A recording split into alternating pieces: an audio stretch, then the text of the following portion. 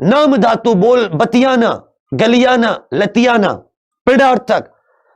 माता जी ने पिताजी से सामान मंगवाया। जूतियाना भी होता है, घर वाले जुतियाते हैं जब तुम पढ़ते लिखते नहीं हो, फिर रिजल्ट नहीं आता। लतियाते हैं और जुतियाते भी हैं।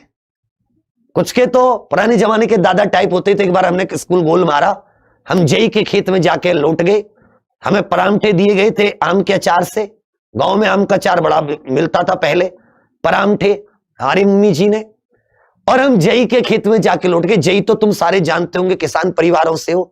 जेई कटती है वो गर्मियों के दिनों में, भैंस का आइटम होता है वो जेई, ज्वार, ये सब।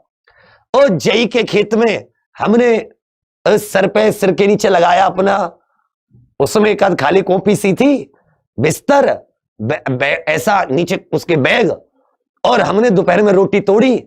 हमने देखा स्कूल के बच्चे वापस जा रहे हैं, हम भी उनके साथ हो गए। अब उस दिन क्या हुआ कि हमारे दादाजी स्कूल में गए थे, मतलब गांव के स्कूल होते थे, हमारे पाल मास्टर जी, शायद उनका देहांत हो गया, वो हमारे पहले गुरुजी। गांव में मार लगती थी पहले में, तुमने भी खाई थी। पटक पूछते थे 8 अट्ठे अट्टू बट्टू 64, 12 अट्ठे 96, 6 छंग 36, 17 निम्मा, अभी भी नहीं आते। तो हमने क्या कहा, 153 होते शायद। अब हमने क्या कहा कि हम उनके साथ तो आगे। उस दिन हमारे पिताजी किसी काम से, मतलब गांव के दूसरे हिस्से में आए, स्कूल के पास से गुजरे। सोचा लाड़ले पोते से मिल चलूं। हमसे पूछा मास्टर जी हमारा आया था।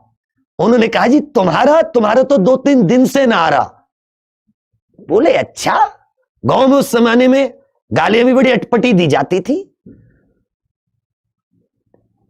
स्कूल से तो 2-3 दिन से आ रहा है, सवेरे तो परामठे भी लेकर आया आम के अचार के साथ। बोला जी स्कूल नहीं आया। अब हम घर पहुंचे, वो बैग यूं कच्चे होते थे यहां तक के, वो इस शर्ट यहां तक, और बाल यूं एकदम बिल्कुल के वो जो आंवले का तेल चलता था, पिताजी फौजी, तो कैंटीन से आंवले का तेल, और फिर लवलीस की कमी नहीं रही कभी जी। अब आंवले का तेल, और मम्मी आंवले के तेल को ऐसे भर के भेजे कि तेल कभी कभी तो कहे टपक ना जाए, लेकिन बाल आज तक मजबूत है, ये भी अच्छा रहा। आंवले के तेल ने बालों को जरा भी दर्द नहीं होने दिया कि जेई का जरा भी असर पड़ा हो।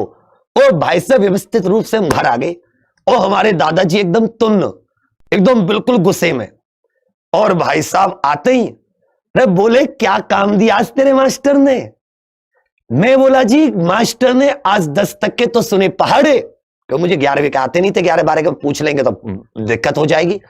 10 तक के तो सुने पहाड़े, और मैंने बता दिए जी सारे, और कोई काम ना दिया आज मैंने सबसे पहले पहाड़े सुना दिए, मैंने ली मौज। वो बोले हाँ शाबाशी दे रहा हूं तुझे। मैंने सोचा, मैं जाते, हमारे क्या होता था गांव देहात में बहुत रेस्पेक्ट, स्कूल से जाते समय आते समय पैर छूते दादाजी लोगों के, बड़े लोगों के, सबके। मैंने जैसे दादाजी के यूं चरणों को आशीर्वाद लिया, वो उठाया भट्ट देसी ना मुझे जमीन में देके मारा। मेरे तो एक बार को बाजे समझ गया, मैं कहां इतना 75 आदमी, मुझमें कहां इतना दम कि मैं उनके ऊपर से वो से फेंक के मारा नीचे। वो तो वो हो दादी जी का हमारा होल्ड था दादाजी पे थोड़ा सा, और मैं उस जमानों में केला हुआ करता था।